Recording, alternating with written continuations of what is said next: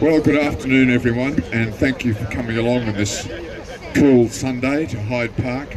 My name's Phil Dye. I'm the founder of the Declaration of Biological Truth Australia, and when I first founded it, I said to a few people, I only want to get it started and then we'll hand it over to some young people, which is what is starting to happen, so it's even better.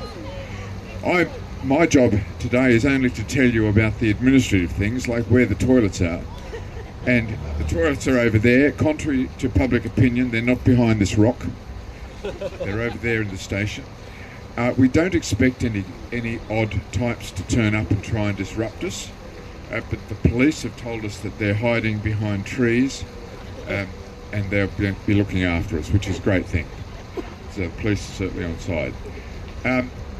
As I mentioned before, I looked at handing over the declaration or getting more young people involved, and one person happened to shine out and put their hand up.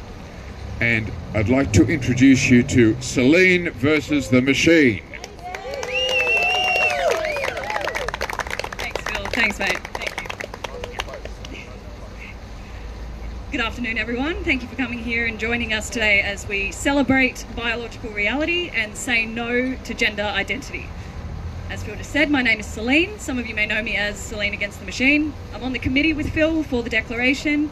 I'm also a member of the Women's Rights Network Australia, Guardians Australia, and the first proud Aussie member of Gays Against Groomers. Today's event is being held under the Declaration, and what we believe in is pretty simple, yet it's become quite controversial. So we believe that there are two sexes, male and female. We say no to puberty blockers and wrong sex hormones for minors. We say no to enforced pronoun use and yes to free speech. And we say no to self-ID. Now, some of you might already know New South Wales is the only state that doesn't have self-ID in its legislation. That means in order for someone to change their birth certificate and other documentation to reflect the opposite sex, they have to go through, in layman's terms, a sex change. Alex Greenwich and his pals, the Greens and Labor, want to remove these barriers so anyone and anyone can identify as whatever they want, whenever they want. And all you need to do is look around the world at where self-ID has run rampant, and we can already see the danger that this has put women and children in. So if you agree with us and you haven't already, please sign our declaration. The QR code is right there. We've got some guest speakers today, but time permitting, I want to maybe open the floor up to any of you that want to say a few words. Please keep in mind that we might not share eye to eye on everything. We may have different views when it comes to different topics. However, we do share one common goal, and that is to defeat gender ideology and get back to a place of reality. So our first speaker today is the Libertarian candidate for Mayor of Sydney. He's going to be running up against Clover Moore in next week's election. His ex-handle is Woke Not Welcome, so that says enough about what he believes in. Please welcome Sean Masters.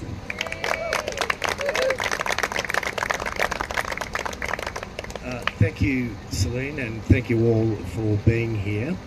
I must say from the outset, I'm going to keep it brief today, and I'll tell you why, because I've been on the campaign trail and I have been saying over Clover, over Clover, over Clover, over Clover to upwards of 300,000 people. So as a result, I've actually in the process of losing my voice, so I do apologise for that. So look, I'll start with a sort of personal story. When my partner was pregnant with our son Tommy, now 3 years old, we went to the ultrasound technician and she said the gender of your child is male. And I said, you mean the sex of my child is male? And she said, no, the gender of your child is male. And I said, no, the sex is male. She said, no, the gender. I said, no, the sex. She said, no, the gender. I said, no, the sex. At which point my partner is squeezing my hand, trying to keep the peace. But the point that I'm making is, it is absolutely crucial in these little day-to-day moments to make the point that biology matters. Now, I don't want to over-intellectualize things, but in the book Gulag Archipelago, Alexander Solzhenitsyn, and I always remember that by Alex and her Solzhenitsyn. Alexander Solzhenitsyn writes, so he explores the horrors of communism through the Gulag. But at the very end of the book, there's a very compelling moment where he reflects on the horrors of communism, and he places the blame squarely at the feet of the Russian people, who did not speak up when they had the chance. So right now, we are living through a critical moment in history where it is time to speak up, because if we don't, it will be too late. Now, the area that I want to explore is kind of where it all starts, which is trans kids, and I'll introduce that by way of saying that this is the T-shirt I've worn for you today, which reads, insert preferred virtue signal here, because that kind of relates to what's happening. You've got, and I must say, quite a lot of the time you've got mothers who want to play the status game, and you've got a child who is just exploring. Say you got a little boy, and he puts on a dress, as all children do. They just like to explore different roles. And when that little boy puts on a dress, what the mother does is say, do you like being a little girl? Do you like being a little girl? And all children are just honed to adult attention. So when that child sees more attention that he has seen in his entire life, and the question is, do you like being a little girl? What does the little boy do? Yes, I do, mummy. And like that, you've got a trans kid. That's what is happening right now, and it is evil. And I tell you why. I've done a lot of research on this. I've written articles about this. Now, there's a doctor called Kenneth Zucker, Canadian doctor, who researched gender-confused kids in the 80s. Hundreds of gender-confused kids.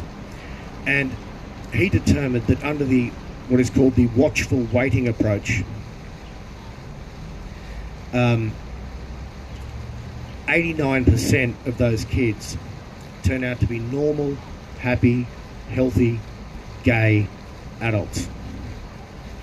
The rest, the vast majority of the rest, overcome their feelings of gender confusion through puberty. So it's an important point to make.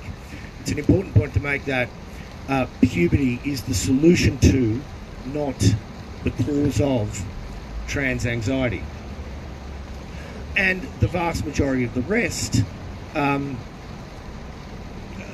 is vanishingly small. In fact, 0.0183% of these kids turn out to be gender dysphoric, and that is the historical and research percentage, 0.0183%.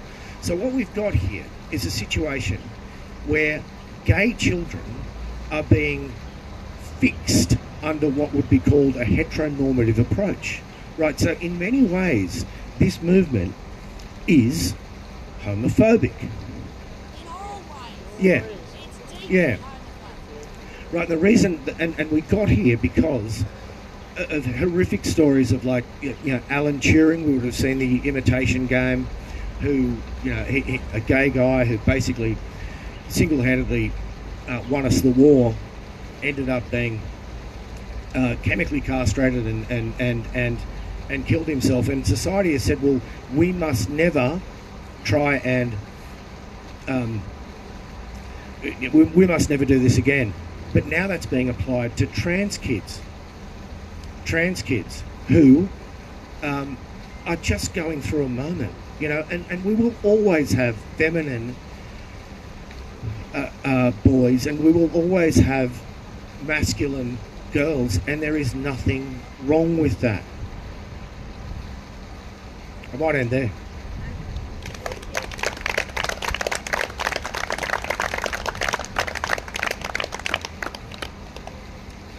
Thank you, Sean. Thank you very much.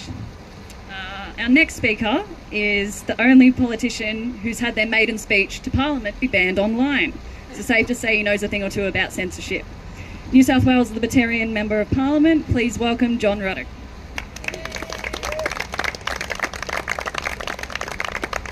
Thank you, Celine. So my name is John Ruddock, and I identify as a Fijian female para-Olympian. And now you may not accept my self-identity, and that's okay. I just ask you to be civil towards me, and in exchange for that, I will say that I do not want to impose my identity on you. I don't want to make your life uncomfortable with my new declared identity, and that is what is happening with. Now, look, we accept, libertarians accept that for thousands of years, a very small number of people have wanted to cross-dress and adopt the identity of the gender they may not have been born with. It's mentioned in the Book of Moses, you know, 3,500 years ago, that some people do this. Very small number, but they do. And as a libertarian, we say, you know, live and let live, okay? And let's accept that people are different. And now, a couple of qualifications on that. We feel very strongly about treating transgender people with respect and civility, but we do make a distinction between transgender people and transgender activists. Activists who want to weaponise the law and who want to encourage it. And what Sean was just saying, people who may not be this way naturally, but they want to encourage it. So we are alarmed about transgender activism weaponising the law. We are also, as libertarians, we believe that society has arrived at this rule that once you're over the age of 18, you are a full adult, you can make your own decisions, and we support that.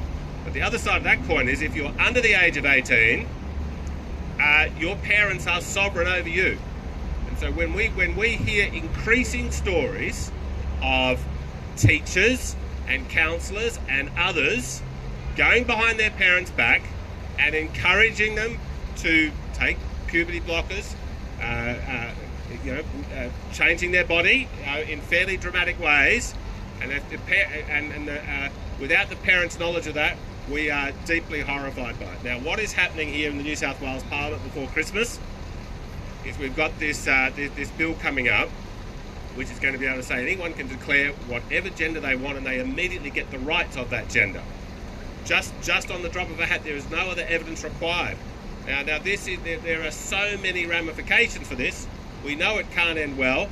Now they got through the conversion practices ban bill earlier this year by 1 or 2 votes.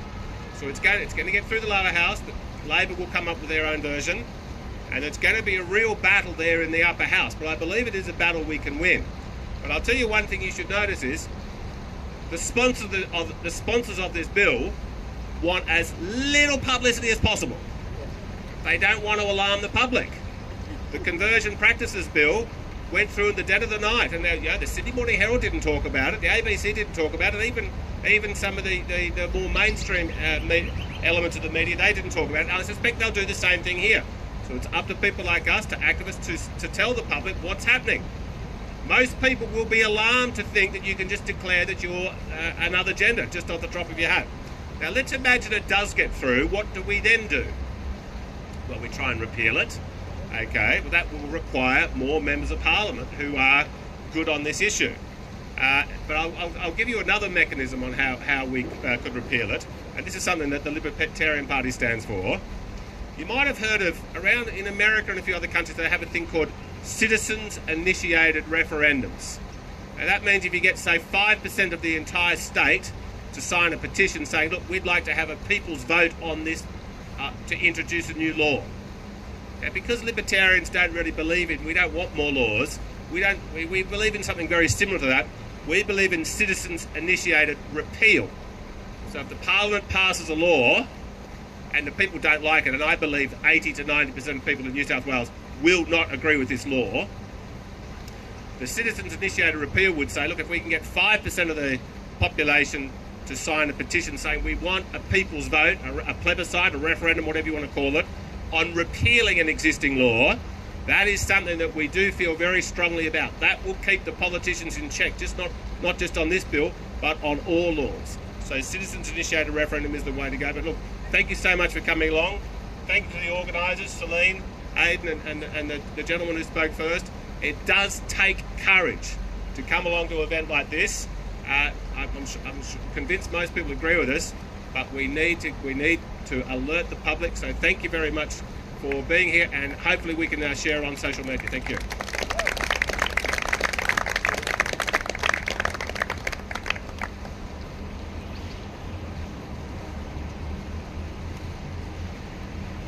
Thank you very much, John. Just before we bring up our next speaker, I just have a statement that I got sent to me that was requested that I read out. It's from Karen and Paul, and they represent a group of concerned citizens. So here we go. So the increasing presence of self-identifying males in female-only spaces raise serious safety and privacy concerns, particularly where fetishistic behaviour is involved. Women, especially vulnerable women in places like domestic violence shelters, should not have to worry about whether individuals in those spaces are there due to genuine gender dysphoria or sexually motivated interests. The risk of predatory behaviour in these situations is very real, and the current self-identification laws, which allow anyone to access female spaces with minimal oversight, can be exploited by individuals with harmful intentions. Women are facing psychological coercion, where they are expected to validate and accept these individuals in intimate spaces, even when it conflicts with their sense of safety and dignity. This forced acceptance disregards women's rights to consent and leaves them feeling dehumanised. The legal system has failed to keep up with these concerns, leading to an ethical disconnect between the protection of transgender rights and the real-world impact on women. This is a pressing need for legal reform that tightens the criteria for access to female-only spaces, particularly in sensitive environments, while ensuring that women's boundaries and safety is respected. At the core, this issue reflects broader misogyny, with many women viewing the demand for access to female spaces as another form of male entitlement. Women make up more than half the population, and their need for safety, privacy and respect should not be compromised to accommodate the desires of a small group, even when these desires are potentially harmful. In conclusion, women's rights to privacy, safety and dignity in female-only spaces should be paramount. The government should enact legal reforms to protect these spaces for biological females while providing gender-neutral alternatives where appropriate. Gender identity must not be allowed to overwrite the biological reality of sex, especially in spaces designed to protect women's safety and autonomy. So thank you again to Karen, Anne and Paul for this statement. Next up, we've got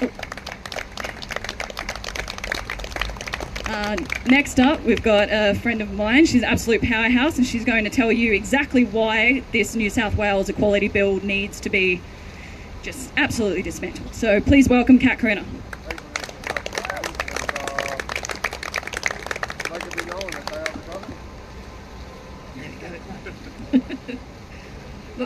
Yep. Good afternoon, everyone. My name is Catherine Anderson Carina, and I stand here to advocate for equality for all. That's why I oppose the misleadingly named Equality Bill. While this bill claims to promote equality, in reality it creates a system where some people are more equal than others. This proposed Equality Bill fails to protect or enhance the rights of citizens of New South Wales, particularly children. It privileges a select few at the expense of the many. Instead of upholding our basic human rights, it undermines them. Far from reducing discrimination, this bill systematically increases the vulnerability of women and children to malviolence and exploitation for commercial gain. Firstly, this bill proposes to shift our legal norms away from recognising biological sex, fundamental for ensuring fairness and safety, towards embracing subjective, unproven concepts of gender identity. There's a lot to say about that, but let me explain in straightforward terms what this bill introduces and its consequences in 10 simple points. 1. Self-identification and access to women's spaces. Any man can pay a fee, likely around $125 based on other states, and by selecting female on a change of birth certificate form, gain access to female-only spaces like girls' changing rooms, toilets, sports teams and hospital wards, etc. This opens the door to exploitation as sexual predators or opportunists can take advantage of male privileges to oppress, abuse and exploit women and children. If anyone challenges this, they risk being sued for significant damages. 2. Falsification of statistical data.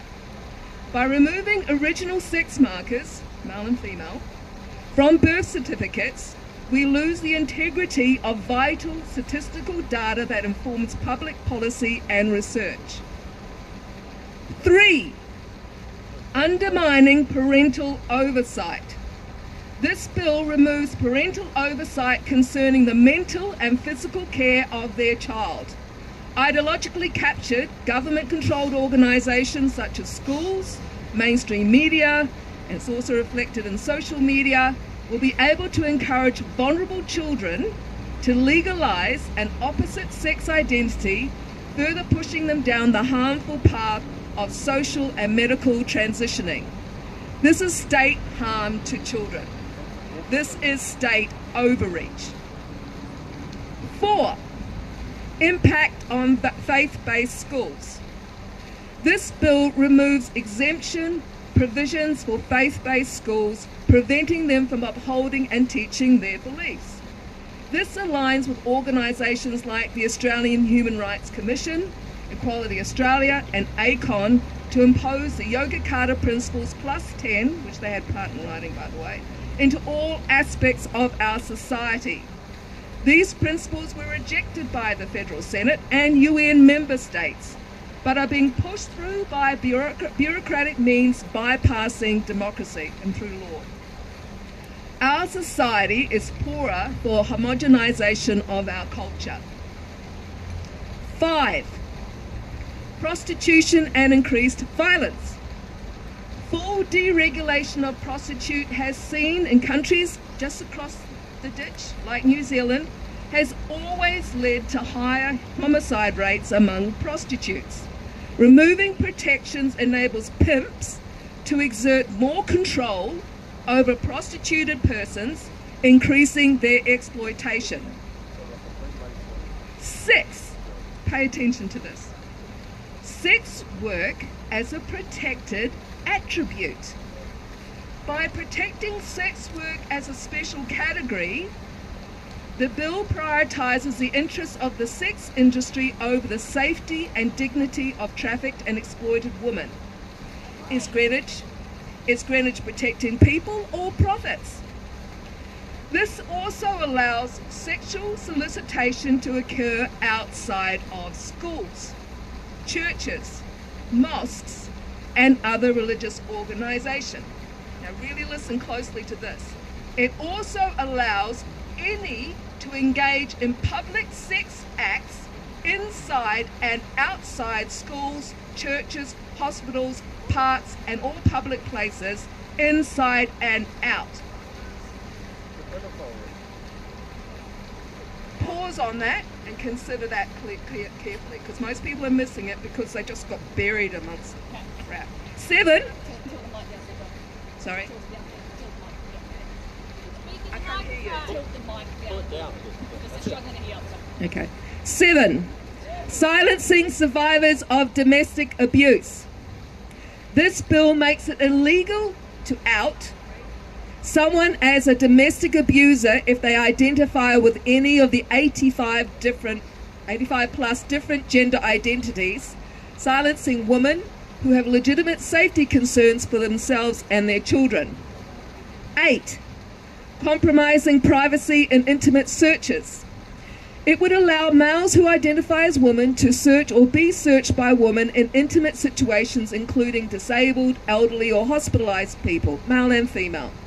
Female police officers would also be required to conduct intimate searches on males as suspects or prisoners who identify as women. 9. Reverse discrimination in employment.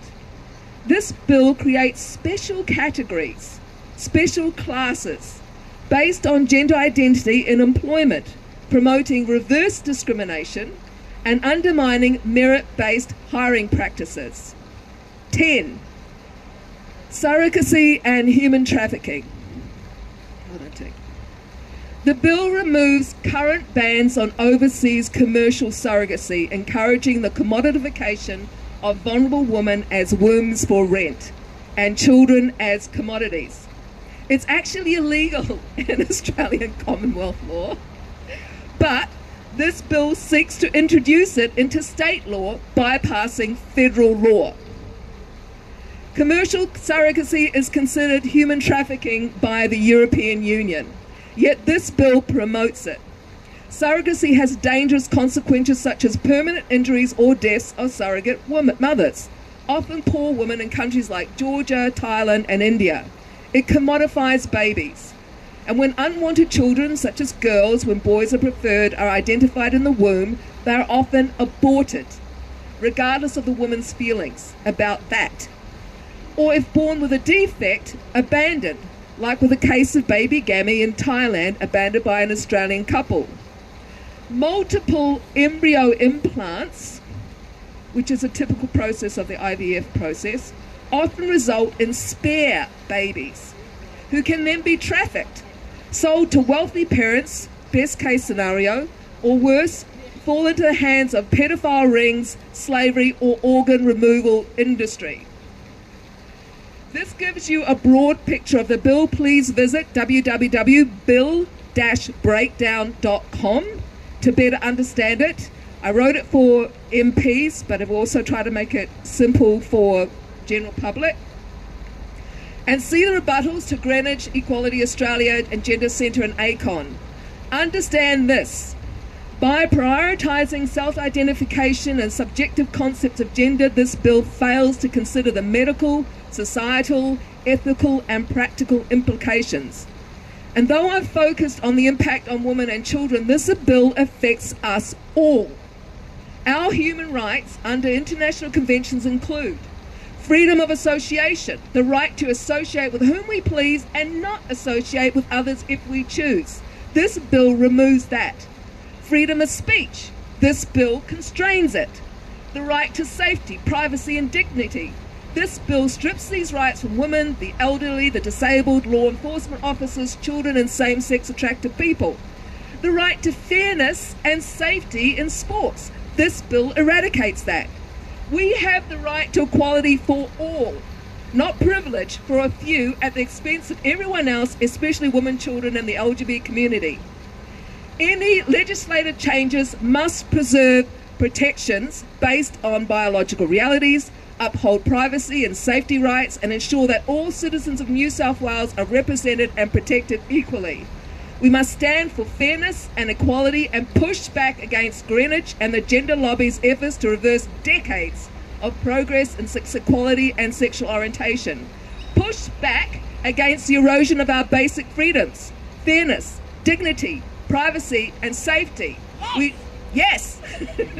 We must defy the lie of calling privilege exploitation and harm. Equality. No. At Active Watch and Waiting, that's our group, our research shows that this bill reflects international financial and political interests rather than the needs and desires of the Australian people.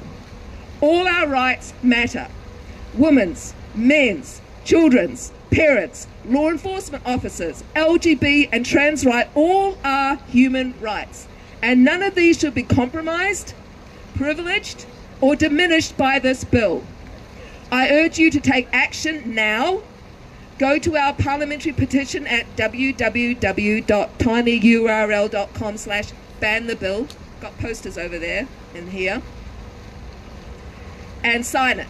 And if you've already signed it, you are awesome. Now go and get 3 more people to sign it.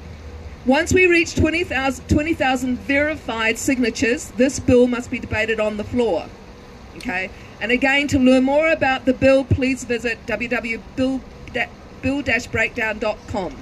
Thank you all for listening.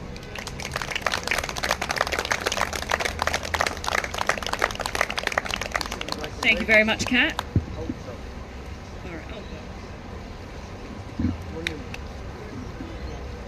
Alrighty. Next up, we've got a special interstate guest who I'm very excited about. He's an absolute legend. He's got quite the presence down in Victoria. He holds regular workshops and rallies weekly. He's also the creator of the organisation LeaveOurKidsAlone.org. That's kids with a Z. Please welcome Craig Cole.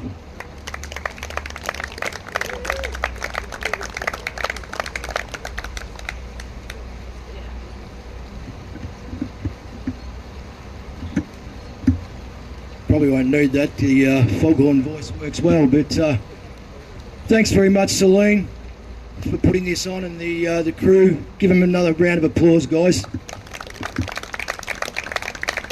Because it does take courage to put these things on. Because as we know, the radical far left, the woke cheer squad, try to shut everything down out of fear and control. We know they do this. So the more they try and shut us down, the more we're going to organise. So a bit about my background, and I know you guys, what I'm going to mention here today, I know you guys know a lot of this.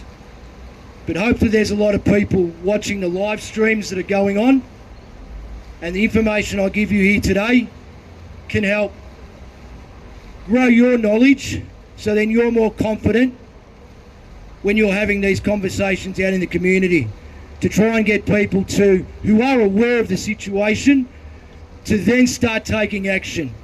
Before I leave you here today, I'll finish off on what you can be doing to take action. Now, for the last 18 years,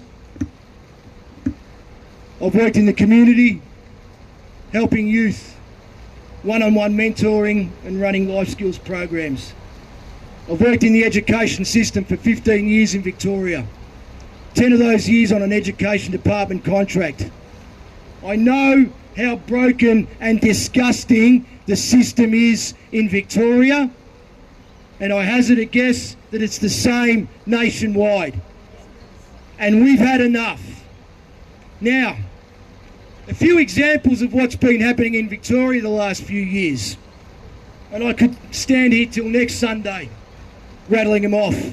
We have, but I won't for obvious reasons, but we have in the school system. Now, Bernie Finn, Victorian parliamentarian, got up in Victorian Parliament and spoke about this issue 2 years ago, of a homework sheet that 10-year-olds, that's 10-year-old girls, were asked to go home and ask their fathers about their erections and their ejaculations. 10-year-old girls. Grade prep students at a school out in the Far East. Bugger it. Emerald Primary School. Sue me. I don't give a damn. I don't care anymore. The gloves are off. I got nothing anyway. Convert took care of that, like the rest of us. Emerald Primary School showed a group of grade prep students, grade prep, under a banner called Feeling Safe Together, and diversity and inclusion, which we know is a lie, which we know is a Trojan horse, showed pictures of genitalia to grade prep students and asked to name them. At one of the rallies we had down in Melbourne, a father came up to me and said afterwards, Craig, my 8-year-old daughter, come home and said, Dad, I can't look at you the same anymore, because today at school they taught us that when you go to sleep, your penis gets hard and wet stuff comes out. To 8-year-old girls. And I could go on and on and on. You've heard about the situation in Renmark High School where 14-year-old girls, and these are not isolated incidents. Please be crystal clear on this.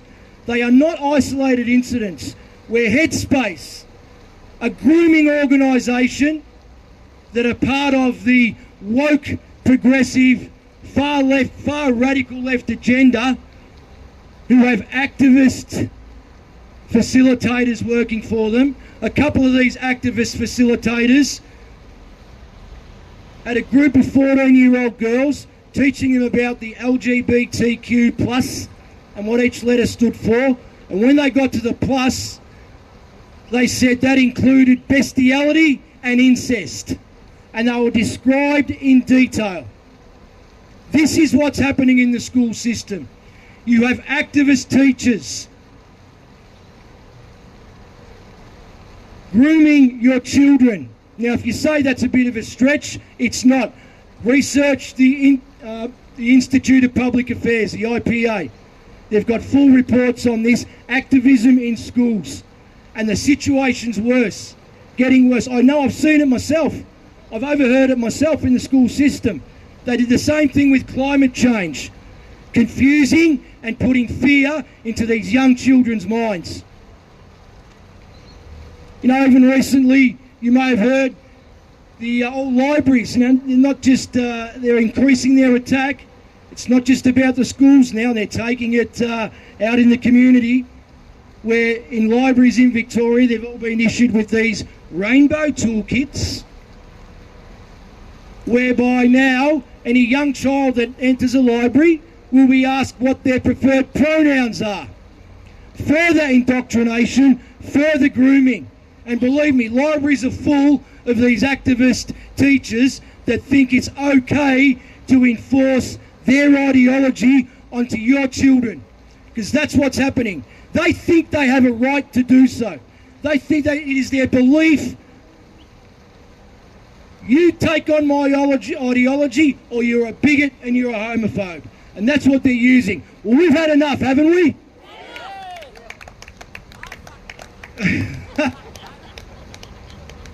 There's, if you go onto the Victorian Government website, they openly flaunt it now.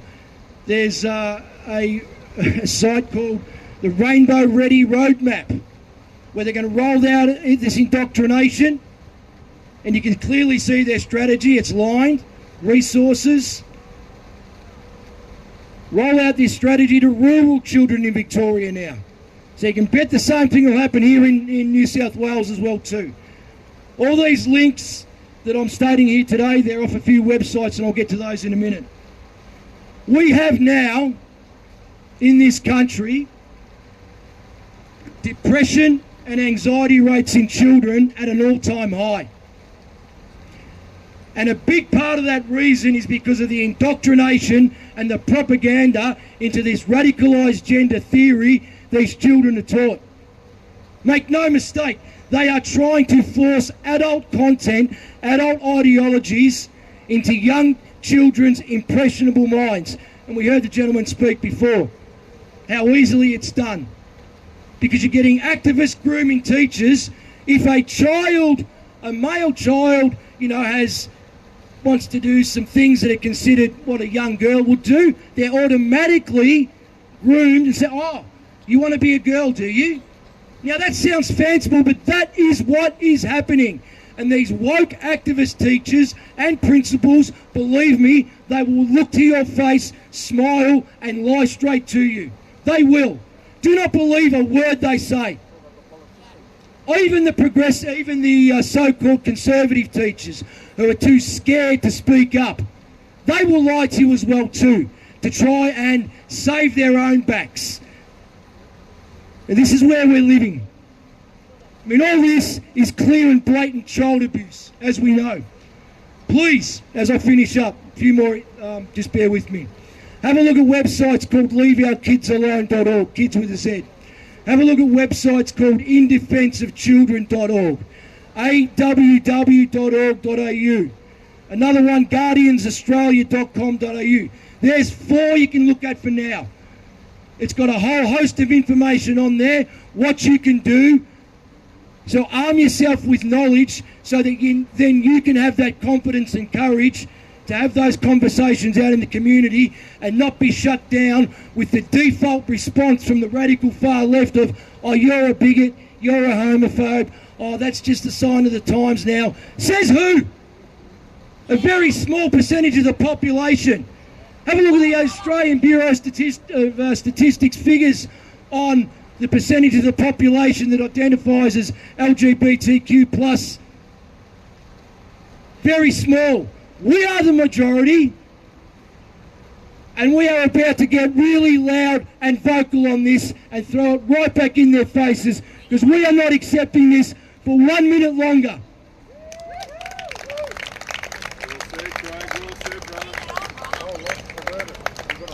There's if you go onto the Leave Our Kids Alone website, also the In Defence of Children, what you can do as parents, send an email off to the school quoting Article 18, Section 4 of the International Covenant on Civil and Political Rights. I'm paraphrasing a little bit, but the end of it says that your children's education must be in conformity with your religious and moral convictions. It's in black and white. So when the woke activist teachers teach this stuff, they are against your wishes. They are in breach of the ICCPR. The ICCPR has been scheduled and codified into the Australian Human Rights Commission Act 1986, a federal act. So that means if they are in breach of the ICCPR, they are in breach of federal legislation. Let's start throwing that at them and start to make them real nervous. Also, throw at them a term called vicarious liability, whereby if you teach my child anything, any content that they suffer mental health issues from down the track, I'm holding you, teacher, personally liable, and teachers can be personally, civilly litigated against. So let's start throwing that back at them as well too, and their smug attitudes. Go to your local school council meetings. Demand to see the full content. Demand that this is not, you are not as parents accepting this radicalised gender theory to be taught in schools. And let's call it for what it is. Let's start naming it a radicalised gender theory, because that's what it is. Because any theory that leads to children mutilating their bodies is a radicalised theory. Let's not pull any punches about this. Demand your lesson plans. Don't accept all the contents on the website. That's not good enough. You as a teacher, according to state legislation, must supply me with the full content of what you are teaching my child. Now, every teacher needs to have their lesson plans fully submitted before the start of each term. I know that for a fact, and if they're not doing that, they're being negligent in their job. So ask for those. Also, speak to other parents. Form little groups. Form little action groups. There's flyers that can be printed out. There's some flyers over there. Come and take those. We've got a flyer off the Leave Our Kids Alone website. You can download that as well too. I think In Defence of Children has a flyer you can download as well too. Take those to school drop-offs. Start handing them out. Start having conversations. Don't be afraid of being called a bigot, a homophobe. I'd rather be called a bigot and a homophobe than grooming young, innocent children with your sick, twisted ideologies. And if you think, before I finish up, and thanks for your patience, if you think you don't have children at school and this doesn't affect you, it does. Millions and millions of dollars are spent on education around the country. That's your taxes. So even though you may not have children at school anymore, or they're homeschooled, or you've pulled them out, your taxes are funding radicalised gender theory being taught in school. Sit on that and process that for a while. Are you happy about that? I know you're not, but we've got to get really, not angry, but really stern and focused on this issue. And to finish up, this is no longer about diversity, inclusion and acceptance. This is about demands, intimidation, indoctrination and propaganda. You must use my pronouns, otherwise you're a bigot. You must let me teach your children radicalised gender theory, otherwise you're a bigot. You must let me sexually indoctrinate your child, otherwise you're a bigot. You must not misgender me, otherwise I'll take steps so you can lose your job. This is not about live and let live anymore. This is about live and let us rule. The us being the woke, radical, far left, who are cowards, mind you. So if we keep putting pressure on them, they will crumble. Because the majority have had enough. Stop grooming our children. You do you. If you want to jump around on a pogo stick and identify as a jumping tree, more power to you. Stop indoctrinating our children with this. You do you, we'll do us, because we are the majority and we have had enough. Stop grooming our children. Stop demanding we accept your radical ideologies. And get the hell out of our school system. Thank you very much.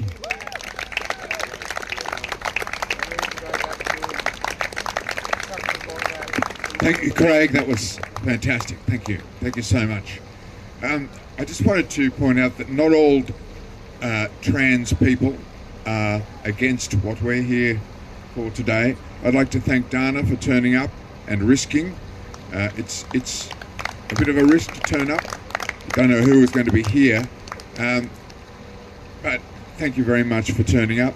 My grandfather was a transvestite, and he used to dress up and play the piano and sing to the Sydney Push.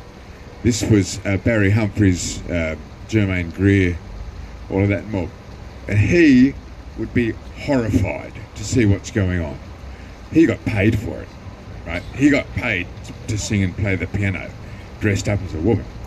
And he would be absolutely horrified to see what's going on. I was an ex-teacher. Oh, I am an ex-teacher. But I also taught at the University of New South Wales, and if you think this is restricted to primary schools and high schools, it's not. The university is full of it. Full of it. I taught in the School of Medical Sciences, and the amount of medical students who were identifying as medical students, that's what they were, they paid their medicine fees, but they believed in radical trans ideology. So how can you do that and then be trusted as a doctor? I'm not sure. Anyway, to wind up, I'd like to introduce Celine again. There'll be some time for some questions and some answers. Put your hands together for Celine Against the Machine. Thank you, Bill. Thank you. So it occurred to me recently that I've never explained my handle publicly before, why my name is Celine Against the Machine. Obviously, it's a play on words and it rhymes. Rage Against the Machine aren't my favourite band.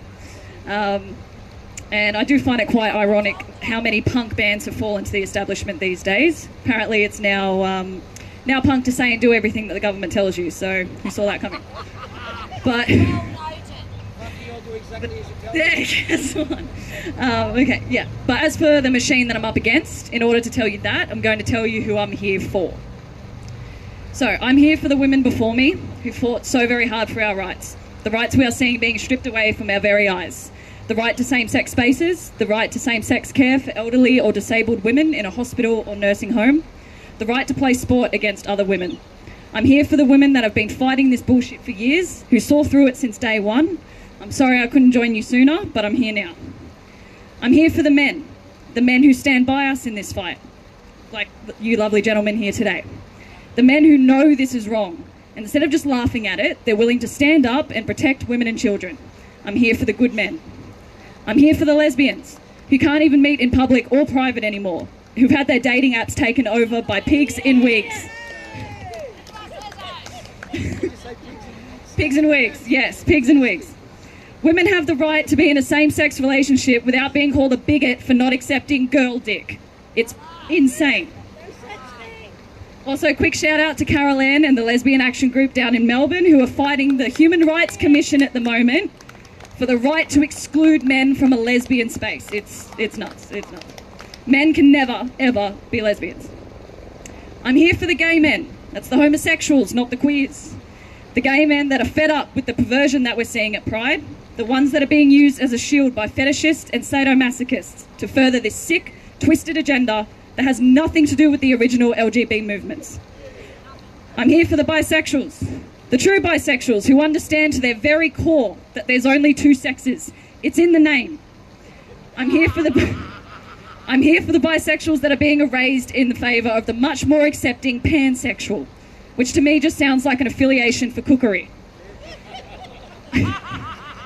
I'm here for the young girls, the quirky girls, the girls who felt like they'll never fit in, the girls just like me, the girls that spend hours of their day scrolling through Tumblr or TikTok, romanticising feelings of dread and hopelessness as a coping mechanism, the girls who self-harm, the girls that self-exclude, the girls who hate their bodies and want nothing more than to leave them, the tomboys, the masculine girls that are being made to feel like they're boys, the girls whose minds and bodies we are destroying in the name of this ideology.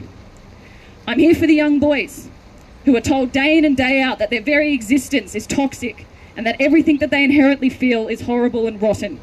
The boys who don't fit in with their peers, the boys who don't fit the mould.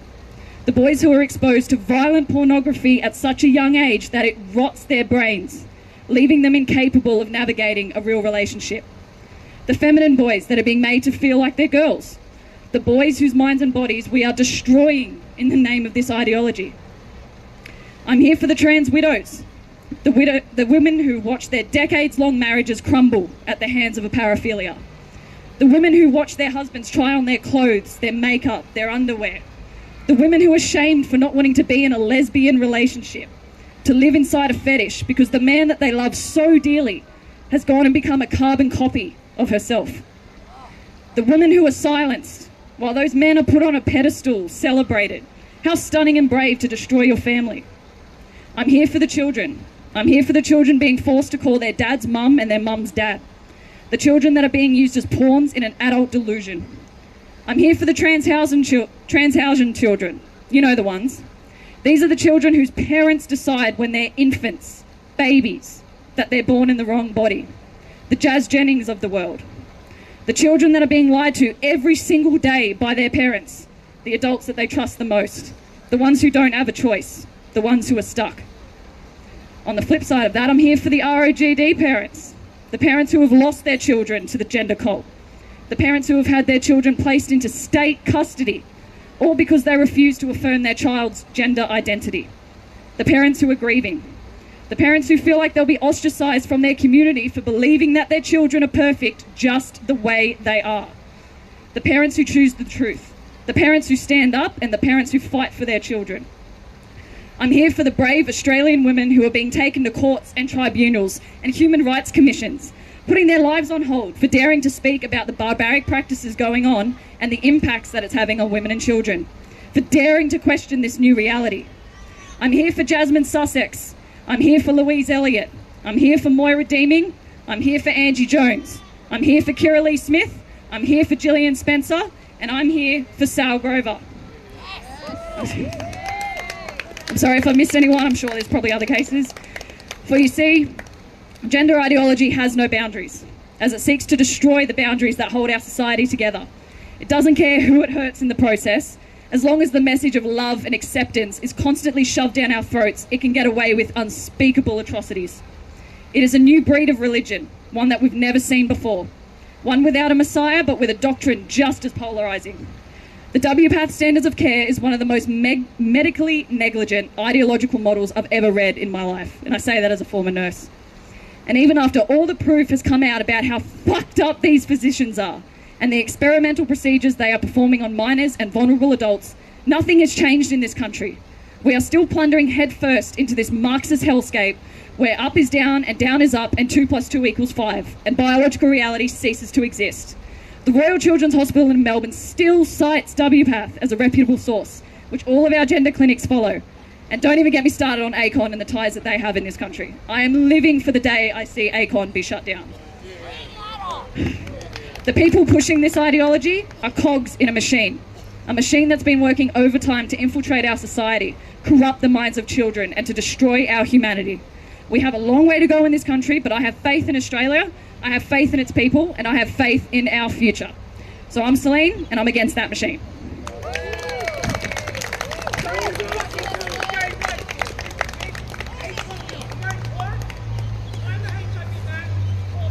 You seem very stable. You seem very stable, sir. You seem okay.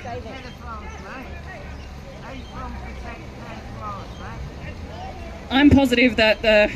Wait! Ryan, stay out. Stay out.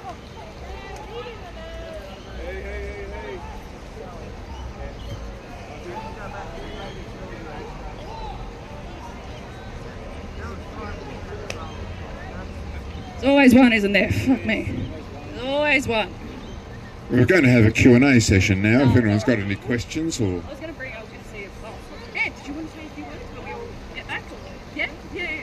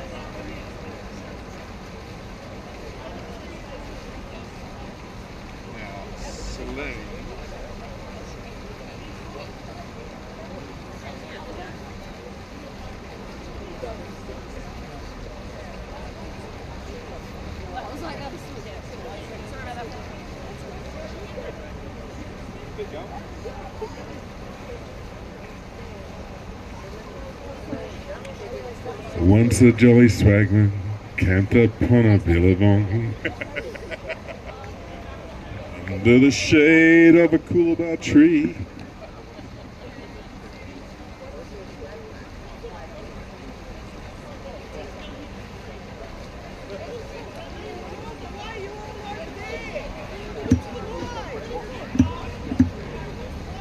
Come on, my freedom fighters, just stand around and let him go, let him run away. That's it.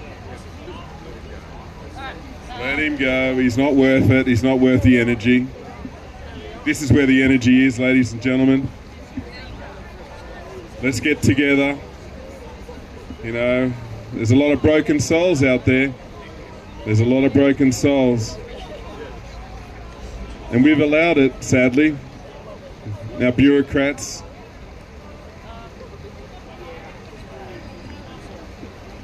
But we can fix it. I have no doubt we can fix it. And there's going to be a lot of healing because there's been a lot of pain that's been spilt. So, if he wants to join us, he can. We just love him for who he is. You know, he's hurting, like all of us. He might even have something to say, if it's constructive. Yeah. So here we have, what's your name? And we have Denise, who'd like to share a few words. I'm a member of the Women's Rights Network Australia, and if I say anything or admit anything I shouldn't, you can just tell me. It won't be very long, but of course we put in a submission to oppose the Equality Bill, which was quite comprehensive, and I'm very thankful to a speaker, this lady here, who went right through the bill with us. No, you. Thank you. With us. Sorry. Okay, is that better? Sorry. Yeah. So, member of Women's Rights Network. I don't have a prepared speech, so please humour me. Anyway, we went through and put in a substantive submission to the Equality Committee, which was, I think, a really good thing. Now, one of the things that struck me about the Equality Committee's response, which really gives me the pip, apart from all the propaganda, is that they apologised to the trans community for any hurt that they might be feeling about this process. And as we've talked about today, what about the hurt that Celeste has gone through very painstakingly a minute ago to all of the other groups in society? So apart from women, children, gays, lesbian, old people, and let me just say as an aside, my partner's in residential care, and I went to a residential meeting last week, and he said, we're talking about entertainment, and he said, why don't we get a drag queen in? So I said, no. It's degrading to women. So that fixed him. Anyway, that's just an aside. Those little moments are very... But in terms of the harm done to us, the unspeakable harm done to kids, a friend of mine, her granddaughter came back from a woke public school in Sydney, Wilkins. Let's name these bloody schools. This is the one at Petersham. I used to do ethics courses there, but I don't dare do it anymore. I imagine the woke stuff you'd be asked to teach. Anyway, her little granddaughter came home from school really distressed and said, I don't want to be a boy. Should we have 9 and 10-year-old kids in that level of distress? I also remember handing out here somewhere along this street when the Parliament was debating, and this woman came up to me and said her granddaughter, who's in her mid-teens, who went to a private school, was now being homeschooled because she said that she believed in biological sex and she couldn't believe this stuff, so she got terribly bullied. So can you please tell me who are the ones being bullied here? The other thing that is terrible for our society is this idea that a fundamental understanding about human biology is being introduced in this way. That we are being told, and children are being told, not to believe the evidence of their own eyes, and we are being told to shut up about it. Now this is really important. It's not, I think, everyone quotes 1984. I don't think it's quite 1984. I don't think we are necessarily being asked to believe it as adults. We are simply being asked to pretend. We are asked to pretend. You don't have to think it necessarily, but you have to pretend to think it. And that is insidious for us all. It is toxic for us all. That's all I want to say. Thanks.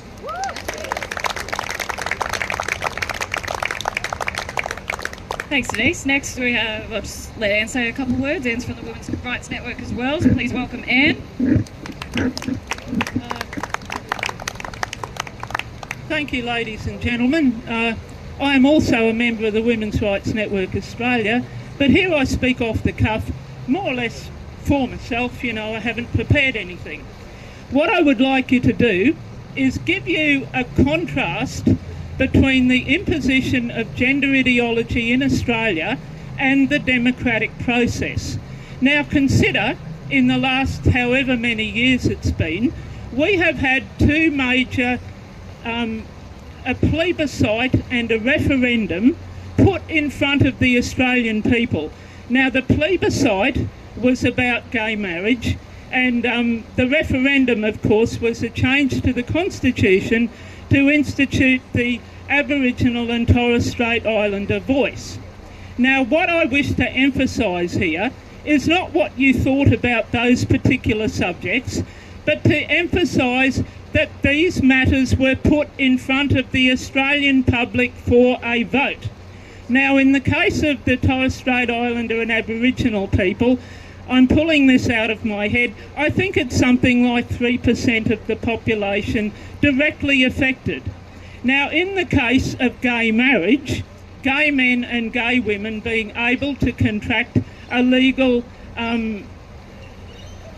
recognition of their relationships, that affects, I think, something like 5% of the population. Now, what we've heard here today is that this gender ideology, which is not being put anywhere near the public, it's being put under the cover of darkness, it's being rammed through parliaments, it's being snuck in. It was initially snuck in, thank you Julia Gillard, in 2013 into the Sex Discrimination Act, I think it was.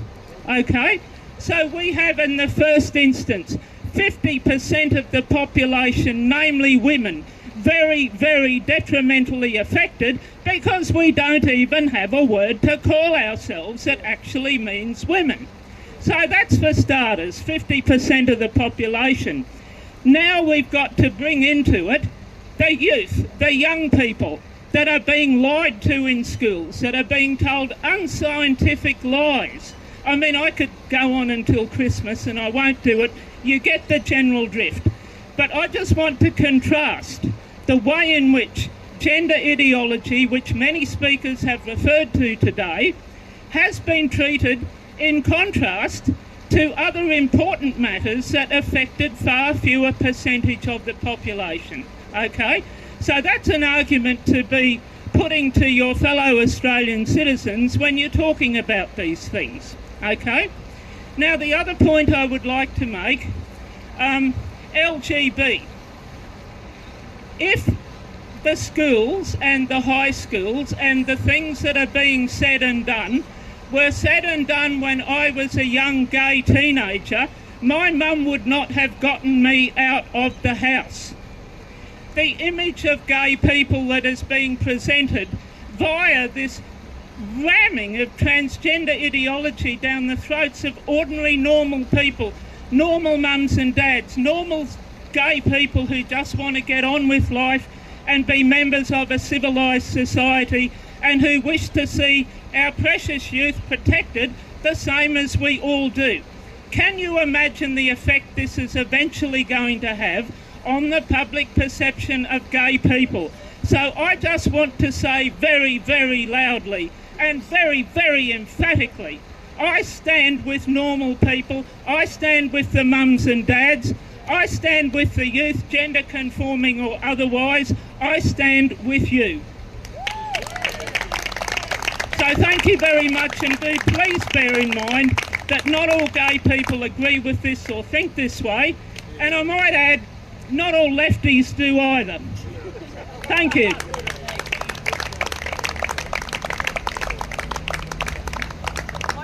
Thank you so much, Anne. It's very important that, people know it's not all LGBs that are against this. We might start to wrap up. I think Yes, we're going to wrap up. Said we'd be out of here to the council by 2 o'clock. But if there are any questions about the declaration, I know that a lot of people don't really know much about it, but it is a declaration for biological reality. You just sign it. Signing it's free. We don't use your email address for anything else. We don't send you ads for heaters or anything like that, knives. But we do send you a newsletter occasionally. So it's free to sign, and you can sign privately so your name won't show, because some people, if their name shows, they'll be abused at school or abused at their workplace. So they can sign privately for this. And we've just over 3,300 signatures. We're getting about 100 signatures per week, which is pretty good. So if you haven't already signed the declaration, there's the QR code. Is there any questions around the place regarding it? I'd like to thank Celine for all her efforts in organising this day. Thank you so much, Celine, and thank you everyone for turning up. Thank you so much.